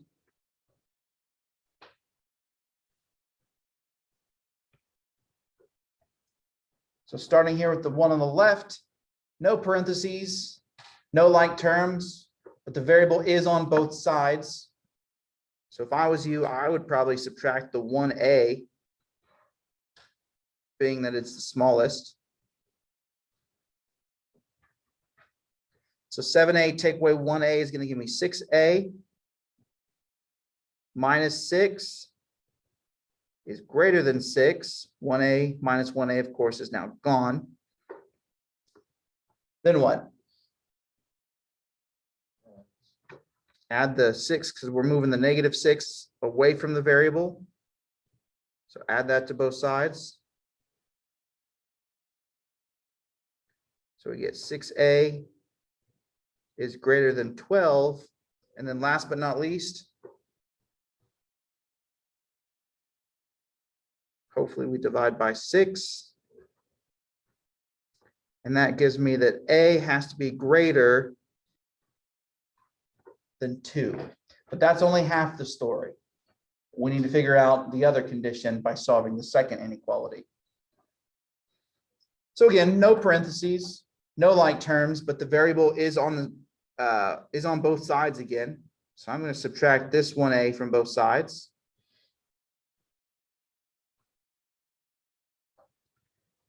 That dropped it off the left-hand side, leaving me with just a 10. Is greater than or equal to 4, and then 2 minus 1a is just 1a, but for the sake of work, I'm going to just hide the 1. Now I just need it by itself. What would you move? 4. The 4? How? Subtracted. Subtract that 4 from both sides. And well, I'm using a -4. Do I flip the sign?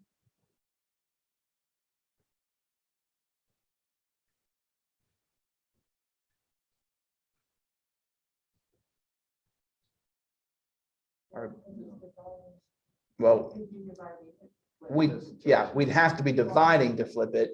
We're only subtracting. Subtraction doesn't do anything to the sign.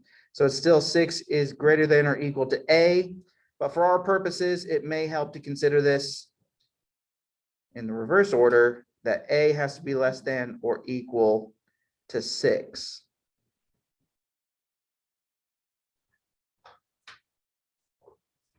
Now, remember, the word and suggests that both must be true in order for it to be satisfied.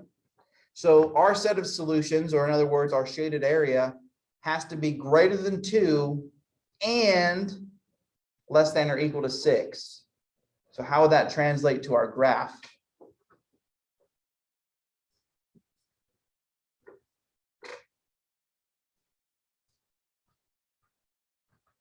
You do a shaded circle at 6 Shaded circle at 6, and open circle at 6. open circle at 2, And connect. and connect them. Because the only set of values that would be both greater than 2 and less than or equal to 6 would be the values that are between them. Now, those of you who were here yesterday for the lesson, you may recall that I said that and inequalities are the trickier of the two compound inequalities because, in my opinion, I think that this is a fairly satisfactory answer. And if you can at least get to this point, I'll be happy. But depending on where math takes you in the future and who you're talking to about this, mathematically, it is usually written crammed together. So usually when you're writing an and inequality all together, you usually start with the smallest value, which is 2, and then follow it with the symbol. This time though, technically flipping the first one. which is, it feels wrong because we usually like the variable to come first. But that variable is actually the same variable between the two. So it's just the first answer, just in reverse order. But then I bring down the second symbol and write it like that. Now, again, as I mentioned yesterday, if that just throws you off, at the very least, I would like to see this and the work that goes with it. And I hope that you can at least get the graph that corresponds with it. Try for this, but I won't count off if that's not quite right, so long as everything else is in check. I personally don't know why mathematicians are so picky about it, but what do I know? Number 2, or inequality. Again, I know because I see it. It says or. That's pretty straightforward. I'm gonna set up my little guidelines here. Nothing too crazy. Starting with the one here on the left. I was pretty nice to you because these are both just two-step, no parentheses, no like terms, the variable's not on both sides. Just got to get the variables by themselves. So what would you do first? Subtract it? Subtract 1 from both sides. That leaves me with 6m on the left is less than or equal to negative 60. Then what? Divide both sides by that 6. I get m is less than or equal to negative 10. Now it is negative. Should I have flipped? No, Because the 6 is not 6. Right.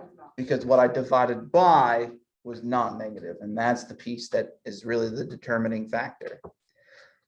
What about the second one? How are we going to solve it? Add 4 to both sides. So that leaves me with 3m on the left-hand side is greater than 12. Then what? Divide both sides by 3.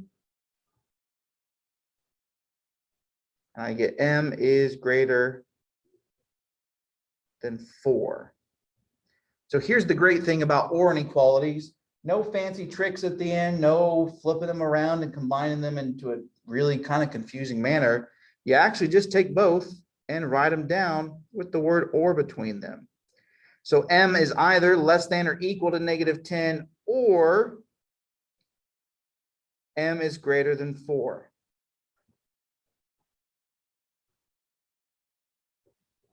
What would that look like on the number line? Okay, and then do what with that? Connect it to a total circle 4. Separate, two separates. we'll go the opposite ways on both circles. Good catch. So because it's an or inequality, they typically go away from each other. And if you double check the symbols, it should kind of correspond with that. So the less than or equal to with the negative 10 is telling me I should be going to the left of negative 10. And the 4 being a greater than symbol is telling me to go to the right of 4. And this shouldn't shock us because of the word or, there's actually no value that would satisfy both. It's either one or the other. But that's okay. Or is very forgiving in that manner.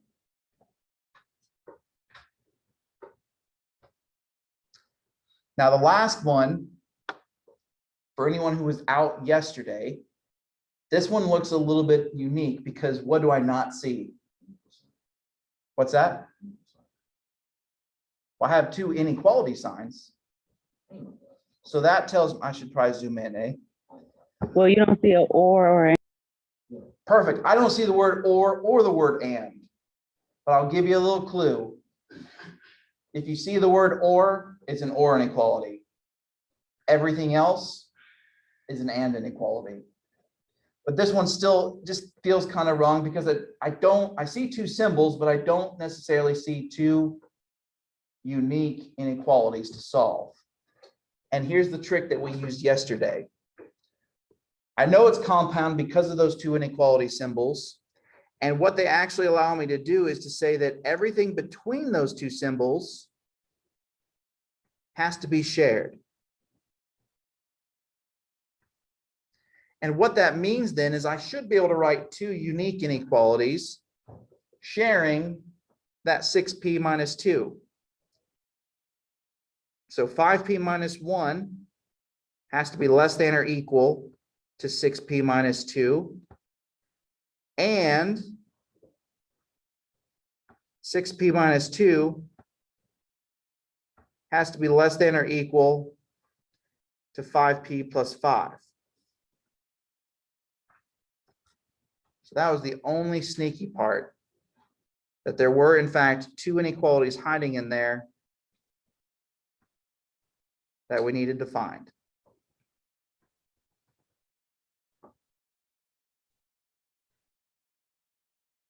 So starting on the left, no parentheses, no like terms. The variable, however, is on both sides. So I'm going to move the smaller of the two by subtracting 5p from both sides.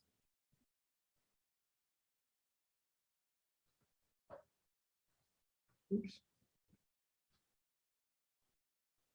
So it leaves me with -1 on the left-hand side is less than or equal to 6p minus 5p, which is just 1p, but I like to hide my ones most of the time. Saves me an extra step later. Bring down the -2. And then all that's left really is to get that variable by itself. And to do that, what am I going to have to do next?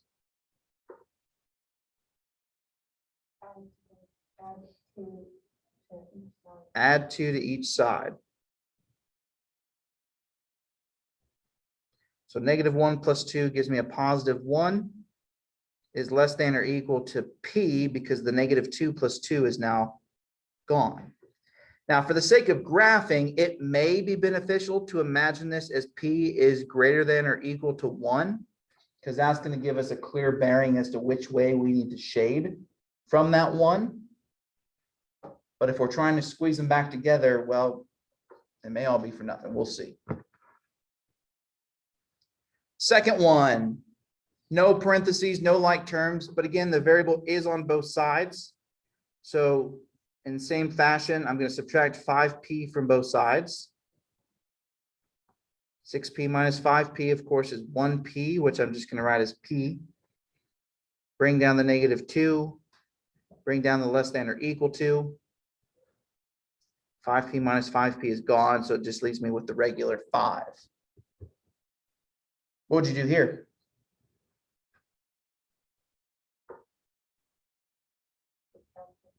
Ooh, careful. Add the 2.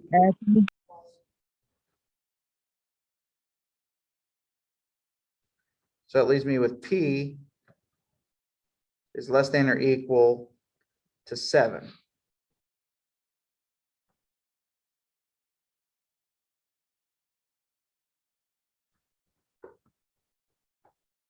How's that going to look on the number line? Close circles at 7 and 1.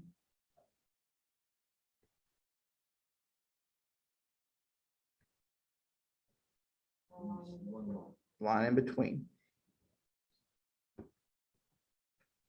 Now, if you wanted to go that extra distance and try to write it in the technical format, realistically, it would make sense to slide the 1 is less than or equal to p into the p is less than or equal to 7, which would give us 1 is less than or equal to p less than or equal to 7. But again, I want you to try for that. I'm not going to be super picky on it, so long as everything else is in check. You kind of just only put one variable. Yeah, and the reason for that is this example is probably the best reason as to why we just keep one variable. Up here at the beginning, we were sharing the 6p minus 2. So in other words, we were sharing the same variable the whole time. So why not slide the same variable back together and just use it in the middle yet again? I think I understood it better 2 seconds ago than I do now. Because now I have the signs match. Well, just rewind 2 seconds and we'll go with that. So, and OR inequalities are the only two types of compound inequalities. OR inequalities, you will actually see the word OR Anything else would be an and inequality. The home stretch, guys. Last page. Got to do it. Go back up for a second. Sure.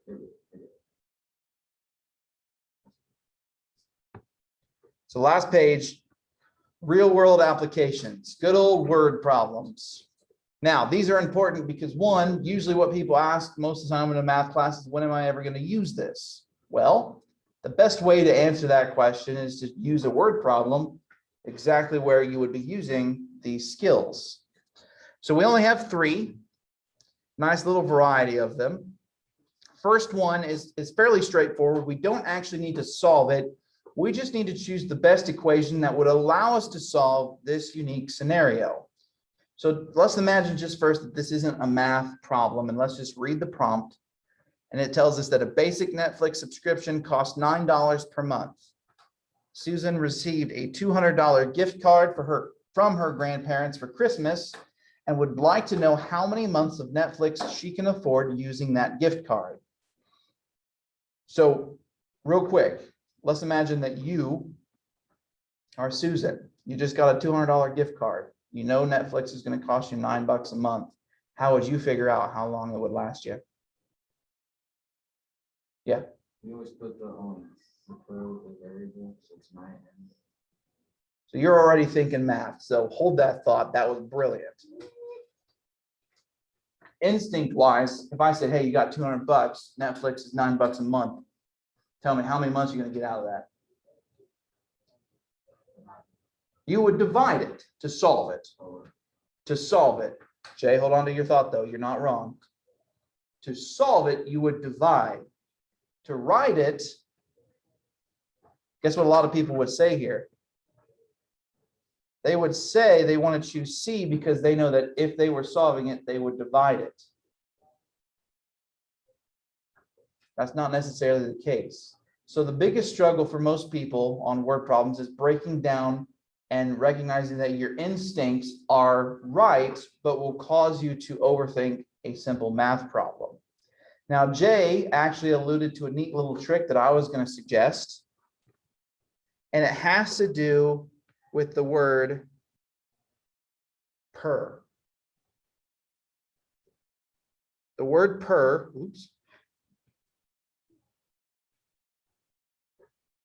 is the English way of describing multiplication. And if you didn't hear Jay, he said that would mean then that you would write the 9 with your variable m being multiplied, which means what would our answer be here? 200m equals 9. Ooh, careful. I'm putting 9 with the variable. So C. B. Yeah.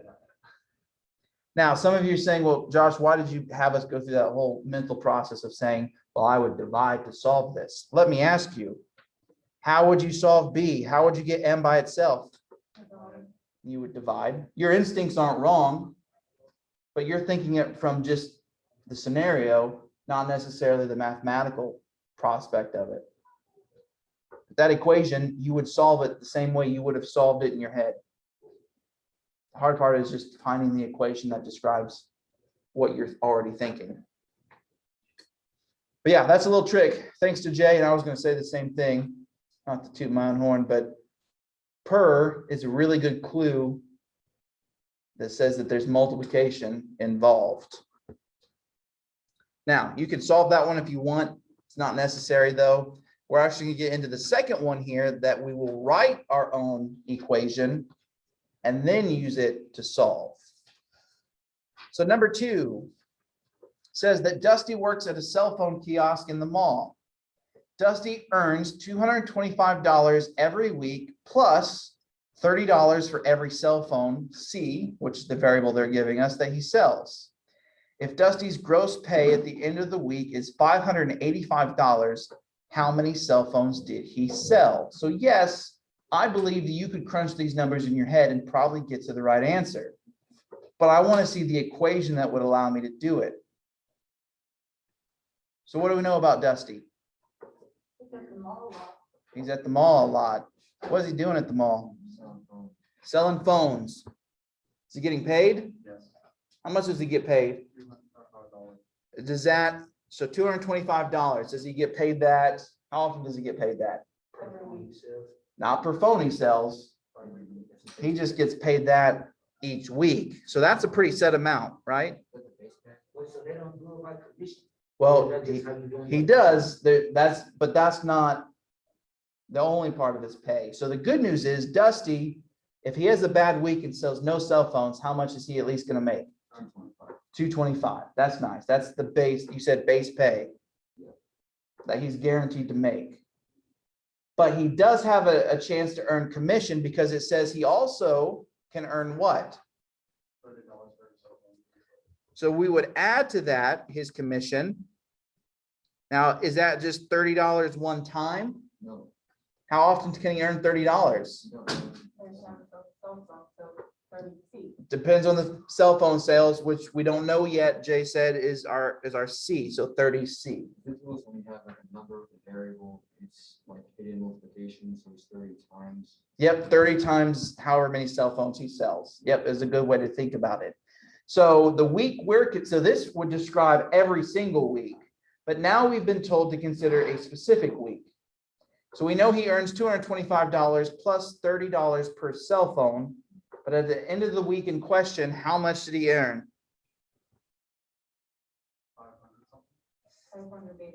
585. $585. That's the equation that's going to give us our answer. So every week, the left side is going to be the same, right?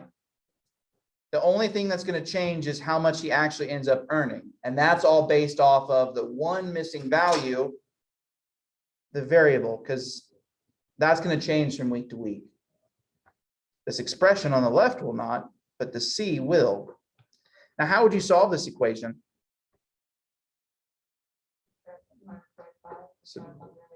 Subtract the 225 from the 585. Which gives me 30C is equal to 360. And then what? Do you divide the 30 on both sides? Yep, divide the 30 from both sides. We get C equals, I think it's 12, he says with a question. Was that right? Yes. 12. So Dusty sells 12 cell phones. So at the end of that week, he had to sell 12 cell phones in order to earn the 585 before taxes. What's that? Yeah, you can absolutely plug it back into check, and you should come up with the 585 that he claims to have earned. All right, last one is an inequality.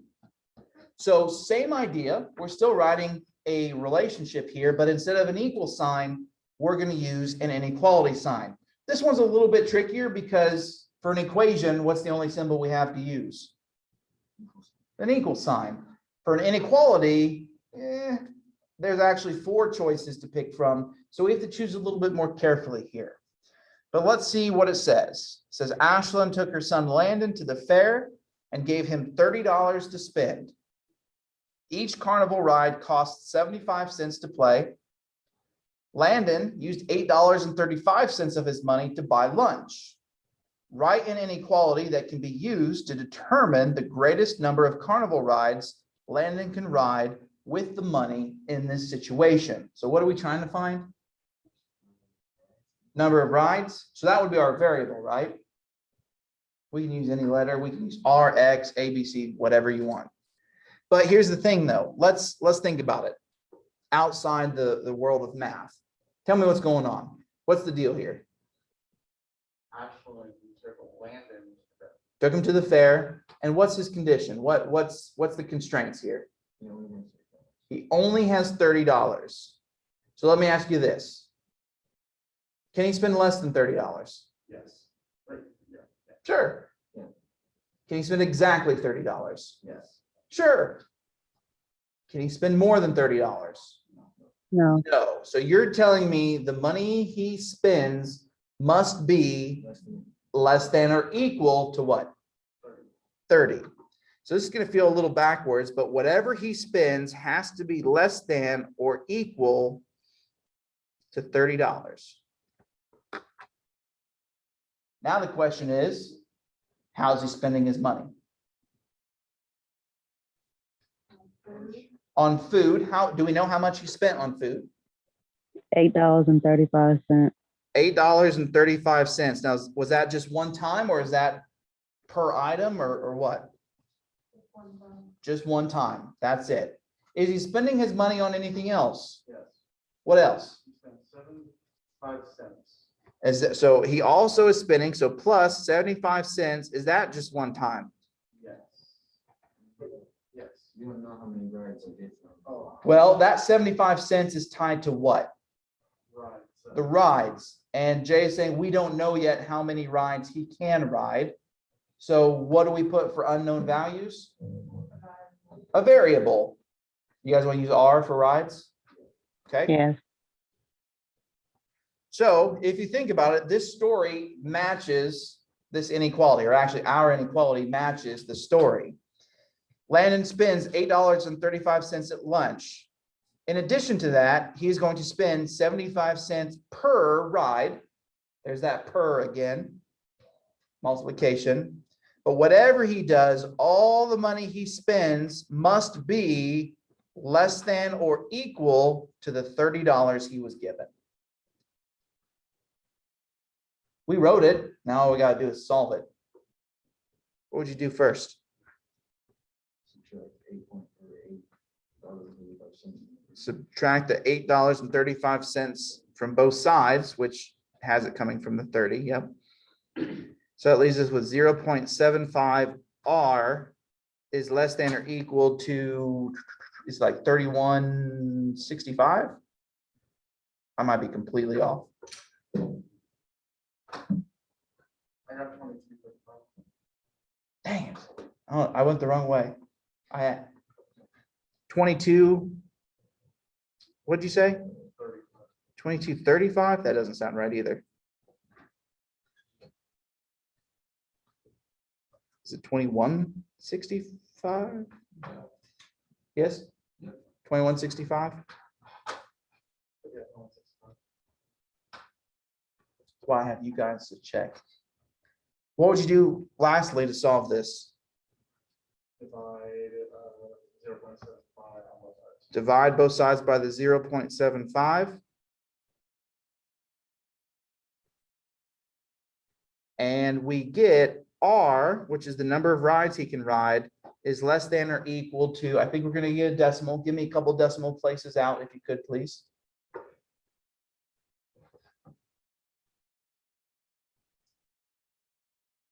Got it?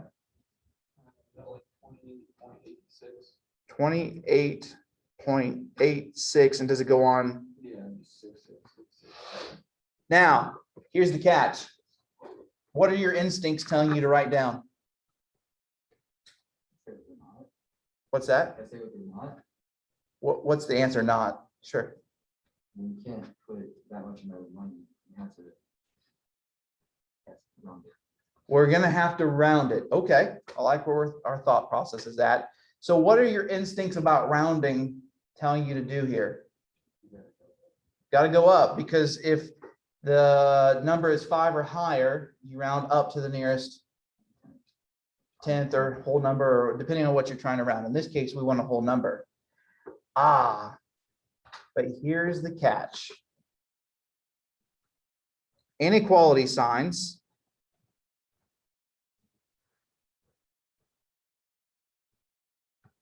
overrule the rules of rounding.